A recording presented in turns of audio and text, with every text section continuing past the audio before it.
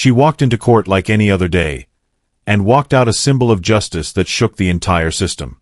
What they did to her was unthinkable, but what she did next, unforgettable. If you've ever felt powerless, stay with us.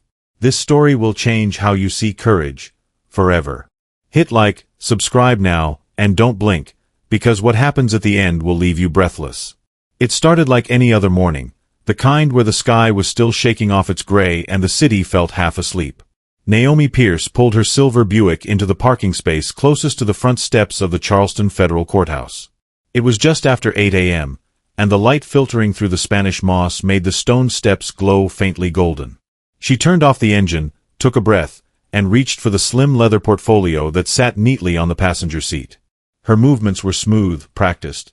This was a woman who had walked into dozens of courthouses, hundreds of hearings, and carried herself with the quiet authority of someone who'd spent her life mastering the rules. Today felt no different, at least not yet.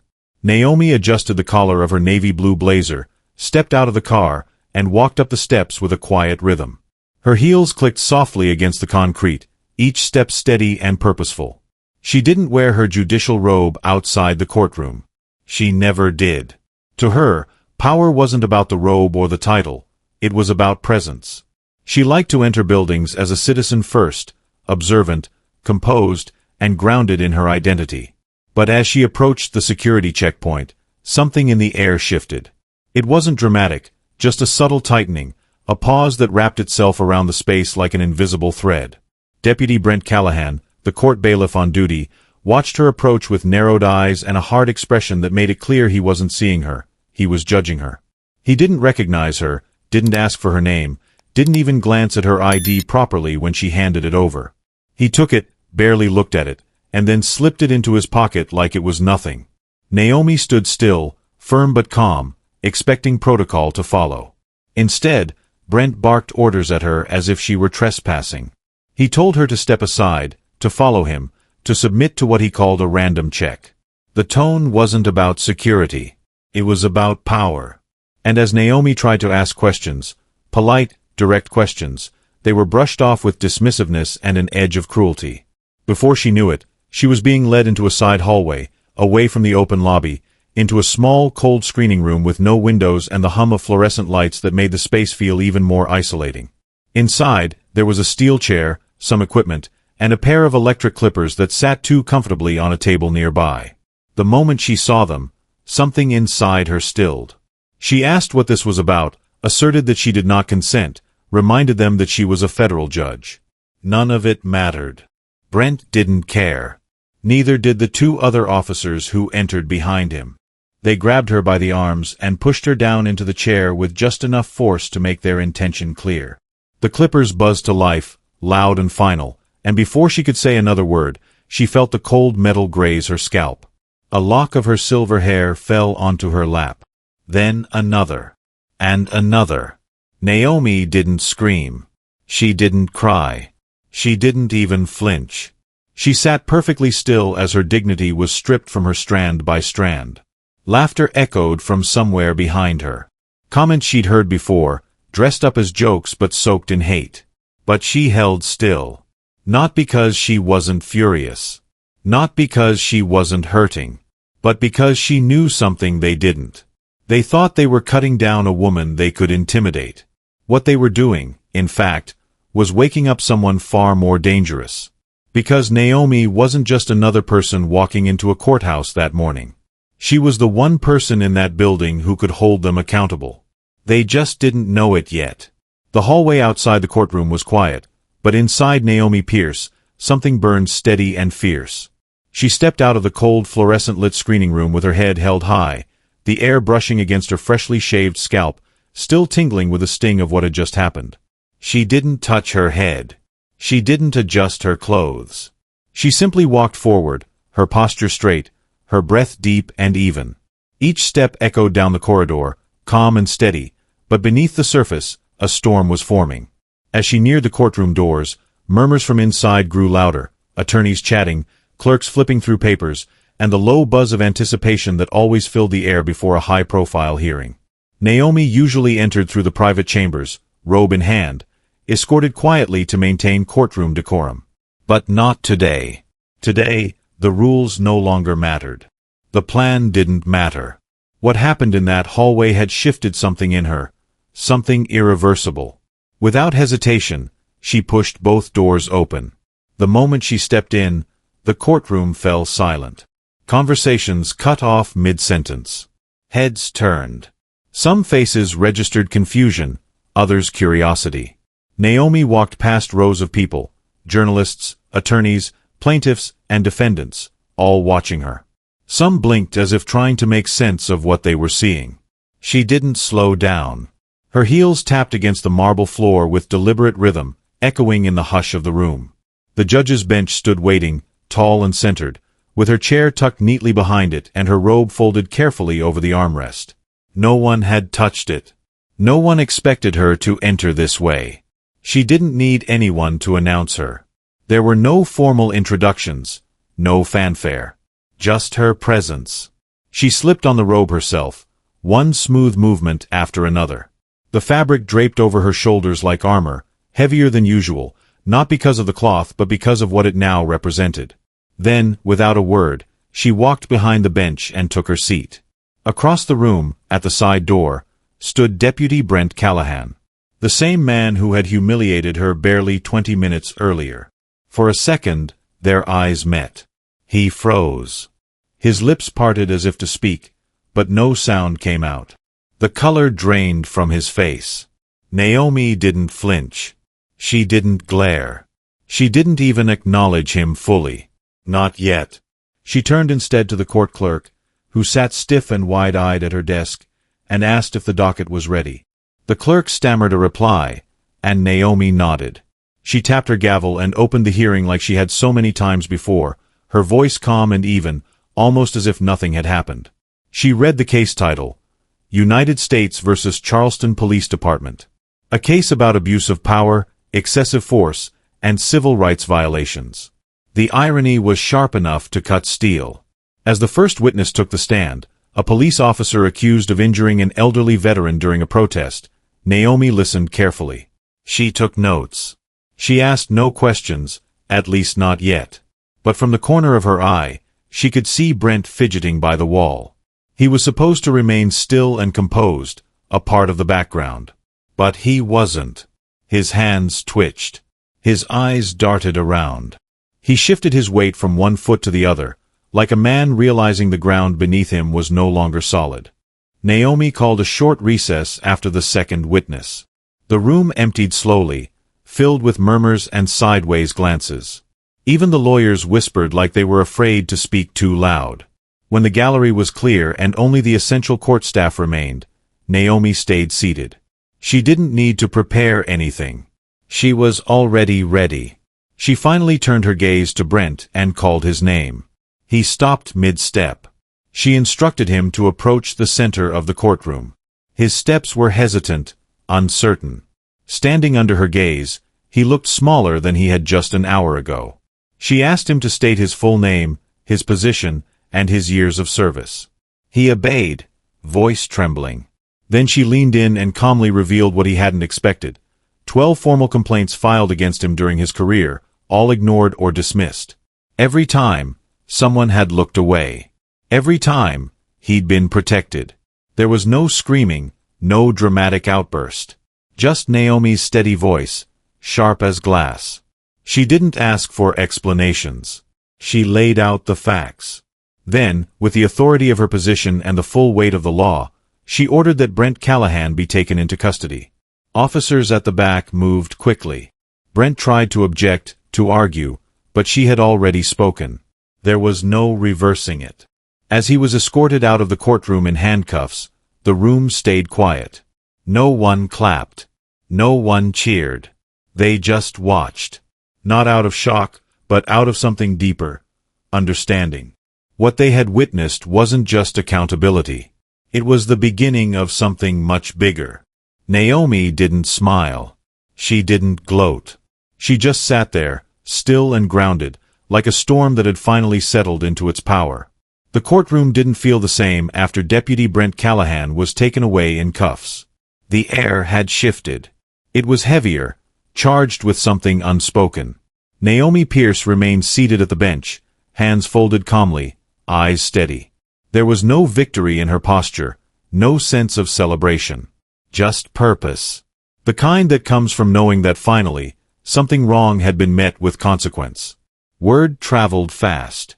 Reporters who had been in the room during the arrest sent updates before the gallery even emptied. Outside the courthouse, a few camera crews gathered near the steps, whispering to each other, refreshing their phones, trying to confirm what they thought they had just seen.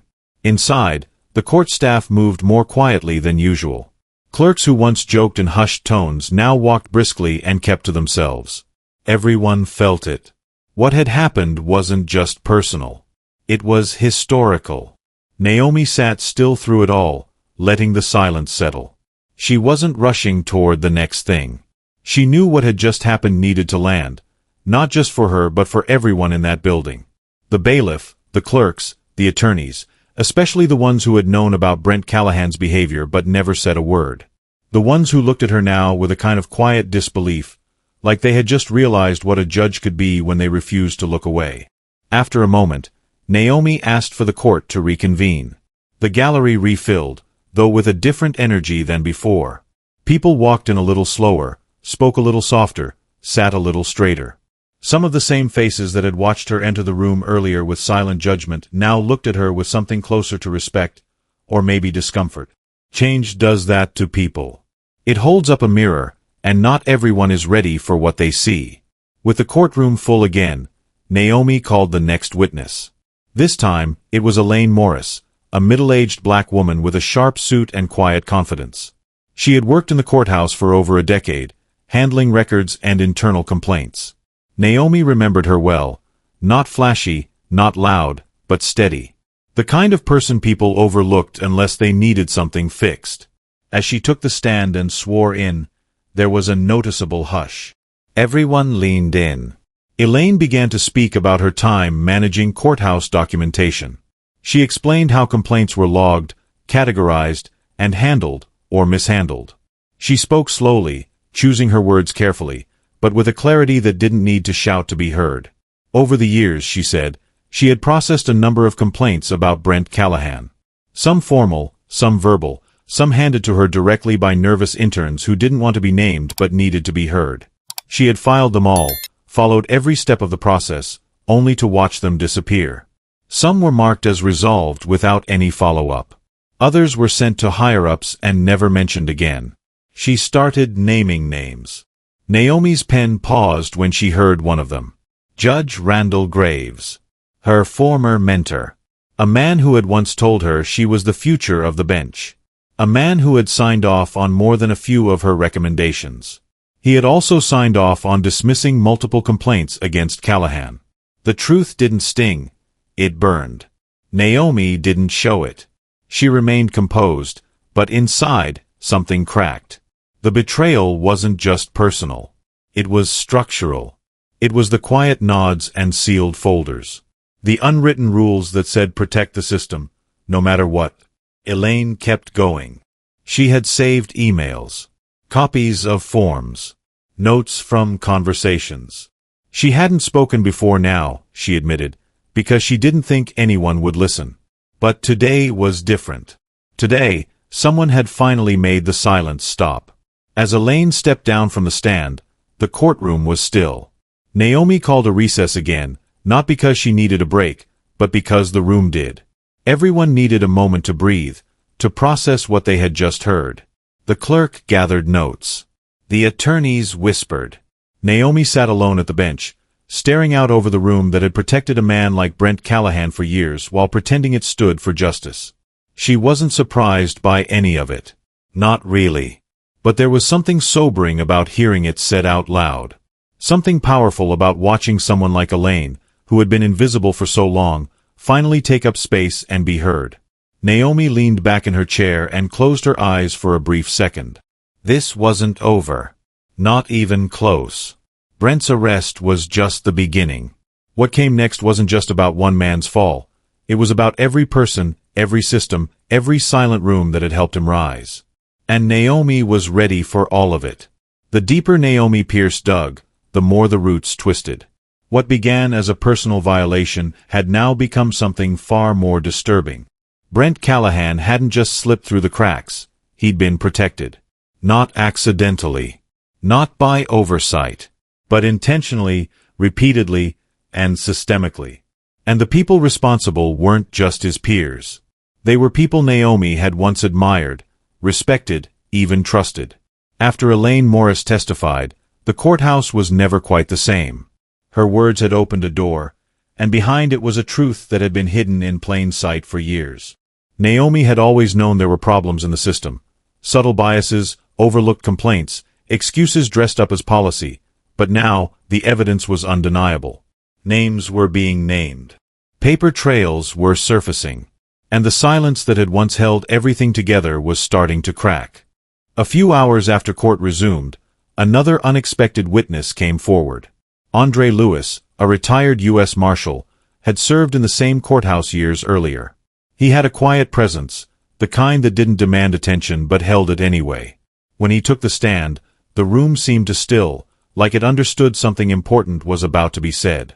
Andre spoke softly, but with the weight of someone who had carried truth for far too long. He talked about the early days of working with Brent Callahan. At first, it was little things. A sharp tone with certain defendants. Extra searches for people who looked a certain way. Unnecessary detours through back hallways. At the time, Andre had told himself it wasn't his place. That maybe he was reading too much into it. That maybe Brent was just having a bad day. But as the years passed, the behavior grew more obvious, more aggressive. By 2010, it was hard to ignore. People were being singled out, humiliated, and sometimes even hurt, and no one was stepping in. Andre admitted that he had filed a memo to Internal Affairs once. He detailed an incident where Brent slammed a young black man into a wall during a courthouse arrest, even though the man hadn't resisted. The man walked out with bruised ribs and a concussion. Andre documented everything. Submitted the report. And then watched it disappear. When he followed up, he was told that Brent was exactly the kind of officer they needed to keep order. That phrase stuck with him for years. Naomi listened to all of it without interrupting. She didn't need to ask questions. Andre's face told the rest of the story. Years of guilt, regret, and the helplessness of someone who had once been complicit by doing nothing. But today, he chose to speak. And that mattered. What followed was a flood. More testimony. More documents. More voices that had once been silenced. Even from inside her chambers, Naomi could feel the change.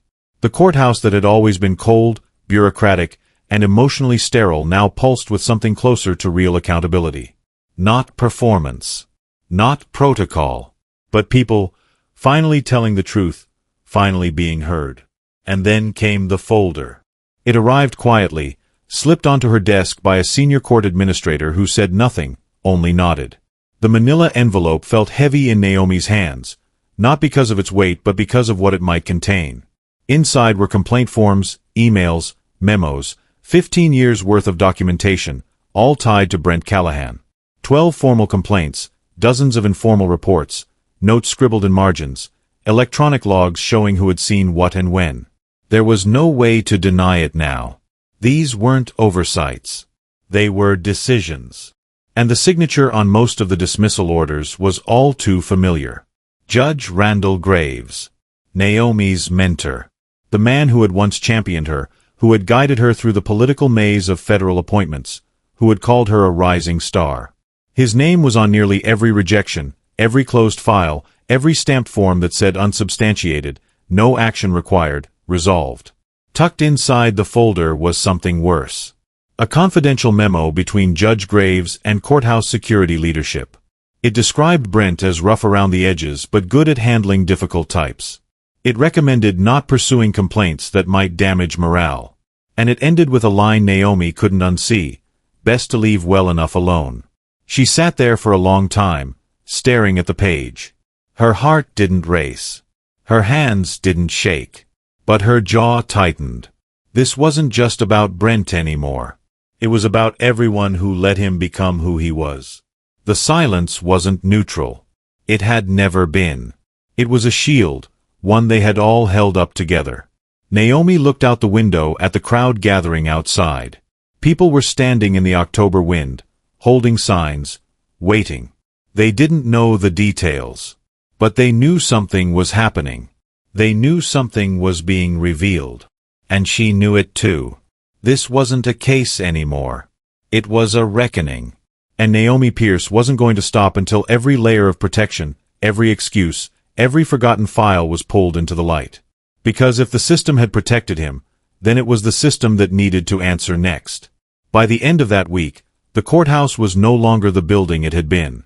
The walls looked the same, the floor still creaked in the same places, and the clock above the courtroom door still ticked steadily forward. But something inside had shifted, quietly at first, then unmistakably. It wasn't just about Brent Callahan's arrest anymore. It wasn't even about the 12 complaints, the sealed memos, or the retired judges stepping down. It was about what would come next. And for Naomi Pierce, next meant change. Real change. Measurable, lasting, and impossible to ignore. She knew that if this ended with one man in cuffs, the system would patch over the hole and go back to business as usual. That's what systems are built to do. Preserve themselves. And Naomi wasn't interested in temporary fixes. She wasn't looking for a headline or a moment. She was here for something bigger. She wanted accountability baked into the structure. Not just for her, but for everyone who would walk into that building long after she was gone. That's when she began crafting what would later be called the Pierce Mandate. It started simply.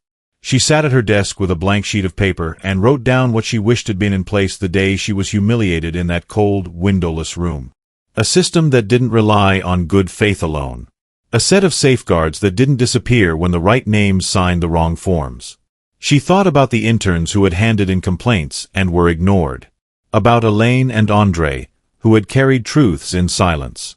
About the victims who never knew they had the right to speak up. She thought about herself, shaved, violated, but still standing. And then she got to work. The Pierce Mandate wasn't flashy. It didn't promise to solve every injustice.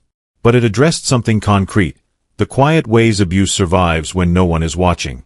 At its core, the mandate required three things: mandatory anti-bias training for all court personnel, regular psychological evaluations for security staff, and a zero-tolerance policy for discriminatory behavior. But beyond the checklist, it demanded something harder: reflection, accountability, and the courage to confront what had been allowed to fester.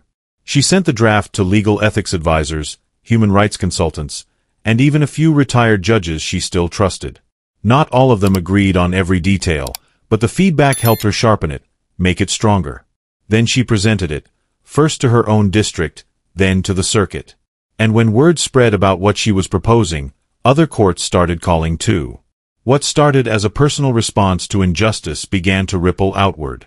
Inside the courthouse, reactions were mixed at first. Some staff members welcomed it with open arms. Others grew quiet and nervous, unsure of what it would mean for them. A few pushed back, suggesting it was too aggressive or too political. Naomi expected that.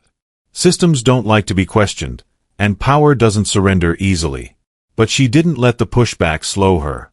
Every objection only confirmed how badly reform was needed. Outside, the community rallied. Advocacy groups, civil rights organizations, and ordinary citizens began showing support. News outlets picked up the story. People who had never heard of Naomi Pierce were suddenly watching clips of her courtroom, sharing her testimony, repeating her words. Not because she asked them to, but because they recognized something honest in what she was doing. It wasn't performative. It wasn't about ego. It was about rebuilding something that had broken. The mandate was officially adopted by the end of the month.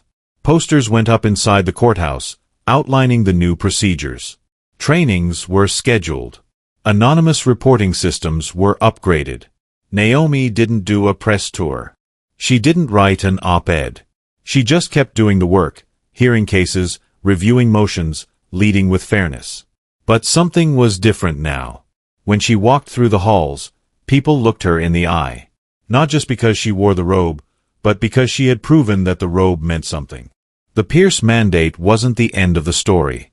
It was just a beginning. But it was a bold one. A signal that what happened to Naomi would not be buried under paperwork or erased by time. A reminder that real change often starts with one person who refuses to look away. And Naomi Pierce had made it clear. The silence was over. The courthouse would never go back to what it had been. Not while she was there. Not if she had anything to say about it. Naomi Pierce never set out to lead a movement. She just wanted to do her job. But after the week that changed everything. From the moment Brent Callahan dragged her into that cold room to the unveiling of the Pierce mandate, it was clear that something bigger had been set into motion. And it wasn't just happening inside the courthouse walls anymore. Outside, a wave of quiet outrage and public support had begun to swell into something real. People who had never paid attention to judicial hearings were now watching live streams. Protesters stood with signs, not in anger, but in determination. Local college students came after class just to sit in the gallery. And across the street from the courthouse, someone painted a mural, Naomi's silhouette, head held high, silver stubble on full display. She hadn't asked for any of it. And yet, in the days that followed, it became more obvious that her story had struck a nerve, not just because of what had happened, but because so many people had seen themselves in it. People who had been silenced. People who had been told they were overreacting, that what they experienced wasn't real. Naomi gave their stories a mirror. Not just a platform, but a place to land. As the hearings continued, the courtroom stayed packed. Some came for justice, some for curiosity. But many came because they needed to believe that the system could still do the right thing. Naomi noticed familiar faces showing up again and again. One older woman sat in the second row every day with a notebook in her lap. A young black law student introduced herself after court and said she wanted to clerk for someone like Naomi someday. It wasn't about celebrity. It was about trust, something Naomi had earned not through words, but through actions. Each day, Naomi showed up the same way she always had, calm, steady, precise. But something inside her had changed. She walked differently. Not with arrogance, but with certainty. She knew what she was doing mattered, not just in legal terms, but in the emotional blueprint it left behind. The courtroom itself seemed to shift in tone. Lawyers who once joked casually about power dynamics now sat straighter. Officers watched their language. Even the silence between testimonies carried a different weight. One afternoon, after a long session, a young woman approached Naomi just outside the side entrance. She looked barely out of college, glasses slipping down her nose, visibly nervous. Naomi stopped, gave her the space to speak. The woman said she'd been working in the courthouse the day Naomi was assaulted. She had seen everything. And she had said nothing. Naomi didn't scold her. She just listened. The woman paused, then said she was ready to testify if needed. Naomi thanked her, and for a long moment, neither of them moved. It wasn't forgiveness. It was something quieter. A shared understanding that sometimes courage takes time. The Pierce mandate had started as policy, but by now, it was becoming something more. Other courthouses across the state began reaching out. A district in Atlanta asked for a copy. A judge in Michigan called her chambers and said they were thinking of implementing something similar. And online, the story was everywhere. Not just in major headlines, but in small, personal posts. People sharing their own moments of being dismissed, mistreated, misunderstood. Naomi didn't read all of them. But the ones she did reminded her why she kept going. She was no longer just running a courtroom. She was setting a new standard. Quietly, without flash. Not by demanding attention, but by holding space, real, honest space, for truth, accountability, and dignity. And the ripple effects kept growing. At a local middle school, a teacher sent Naomi photos of a bulletin board students had made after learning about her case. Cut-out paper gavels, short essays, and one big, bold sign at the top. Be like Judge Pierce.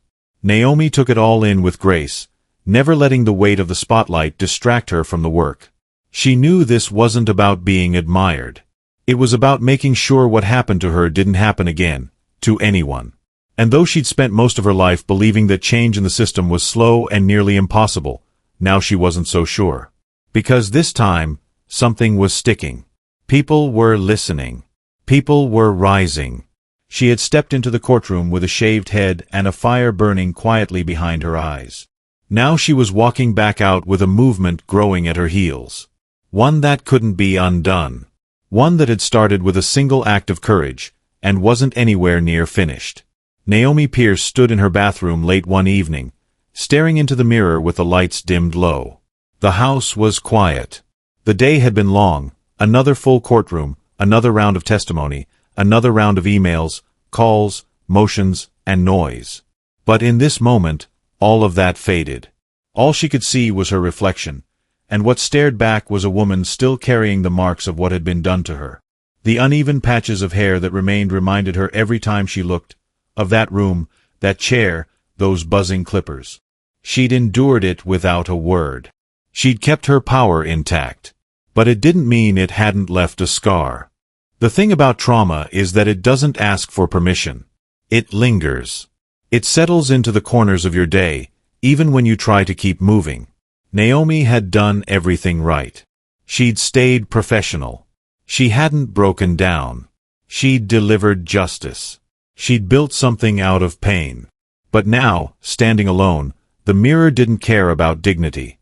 It showed her the truth, raw, unfinished, human. She raised a hand and gently touched her scalp. It had started to grow back, soft and wiry, the texture familiar but now different. The silver strands that once framed her face were returning, slowly and unevenly, like a forest regrowing after fire. She didn't hate it. But she didn't quite recognize it either. And maybe that was okay. A soft knock on the door pulled her out of her thoughts.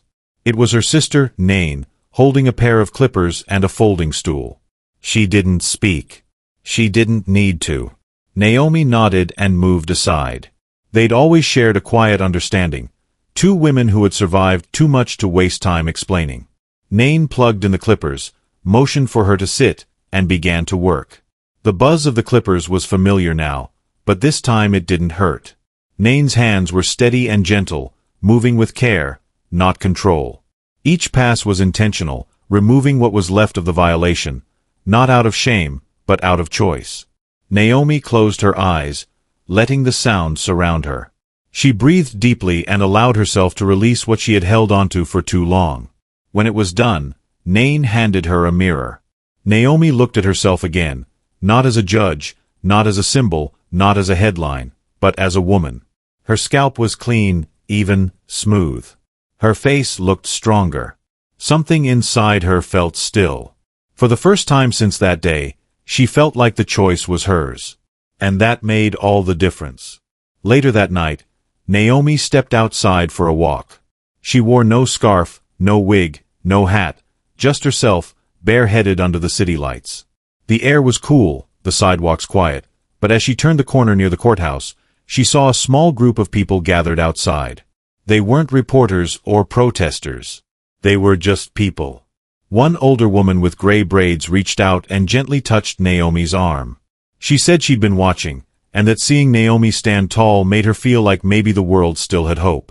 Naomi smiled and thanked her. Before she could continue on, a teenager stepped forward. She didn't say anything at first, just pulled down her hoodie, revealing her own freshly shaved head. Their eyes met, and in that moment, something passed between them.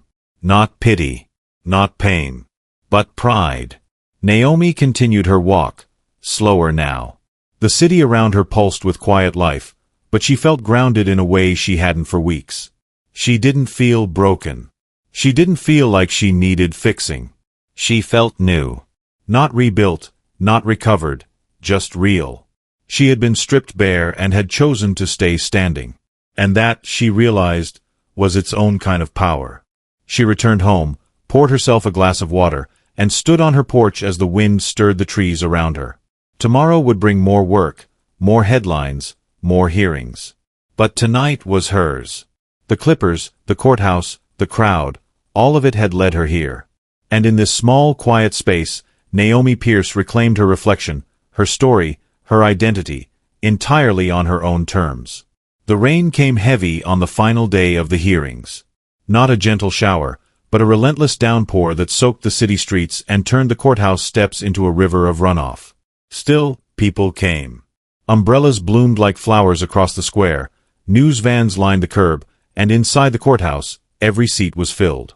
Naomi Pierce arrived before sunrise, moving quietly through the back entrance with her robe folded neatly over one arm. She paused for a long moment in her chambers, looking out the window as the sky poured itself onto Charleston. It felt fitting somehow. This kind of rain didn't wash things away. It revealed what had been buried. On her desk sat the last manila folder. Not a complaint. Not a memo. But a proposal. Her proposal. One that would now move beyond her own courthouse and into federal circulation. A complete review of all disciplinary processes, expanded protection for whistleblowers, required transparency in complaint outcomes, and a national rollout of the Pierce mandate.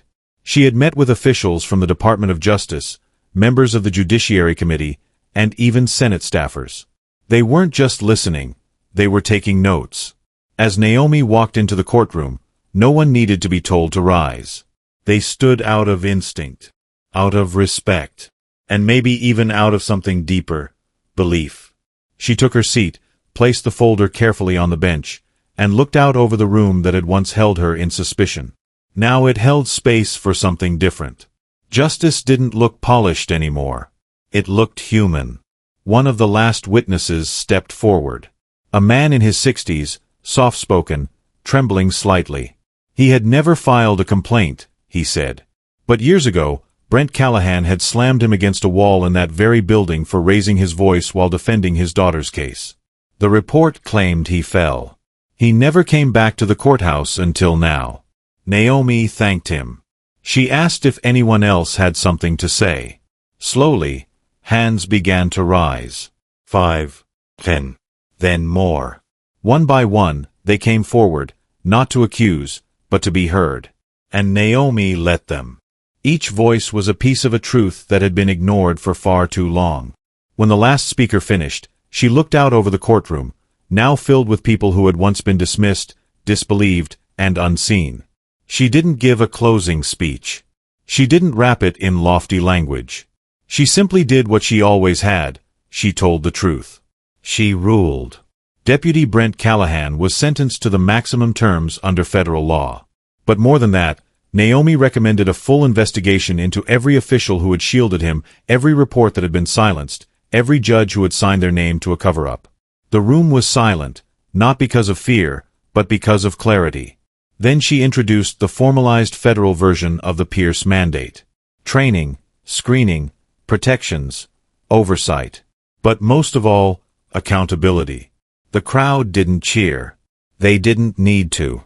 They listened, and they understood. A few days later, Naomi received an invitation to the White House. She was to be awarded the Presidential Medal of Justice. It wasn't something she had expected, and honestly, it wasn't something she needed. But when she stood on that stage beneath a dome of bright lights and polished cameras, what mattered wasn't the medal, it was the front row. Her sister, Nain. Her clerk. Her former intern, Megan. Reverend Hill. And a quiet girl from a local middle school who once asked Naomi if she still believed in the system. Naomi's speech was simple. She said she wasn't supposed to be there, not because she wasn't qualified, but because too many rooms like that one had been built without someone like her in mind. But she stayed. She stood. And when they tried to erase her, she let the world see her instead. She didn't say she was a hero. She said she was lucky. And that her story belonged to every person who had ever been told to sit down, stay quiet, or wait their turn. Months passed. The Pierce mandate spread. Other judges adopted it. Bills were drafted. Courtrooms began to look a little different, not just in policy, but in posture. More eyes lifted. More hands were raised. And Naomi kept showing up, day after day. Her robe still hung behind her bench, but now, it carried the weight of something earned, not given. And in the break room, taped to the fridge beside a news clipping about her award, someone had scribbled in black marker, "She's our judge." And they were right. She was. One of the most powerful life lessons from Judge Naomi Pierce's journey is that dignity is not something others can give or take away. It's something we hold within, even in our darkest moments. When Naomi was humiliated in a place that was supposed to honor justice, She chose not to respond with vengeance, but with unwavering grace and purpose.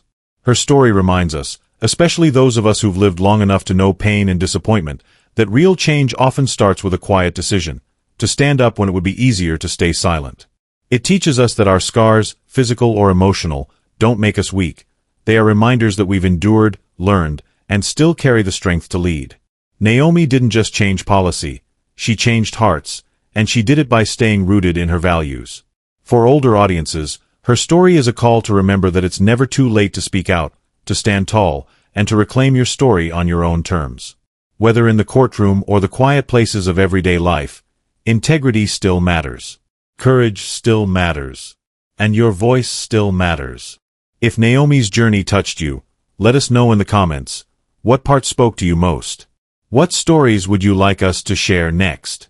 Don't forget to like this video if it moved you, and subscribe to the channel so you never miss another story that reminds us all of the strength we carry, the justice we deserve, and the hope we still hold.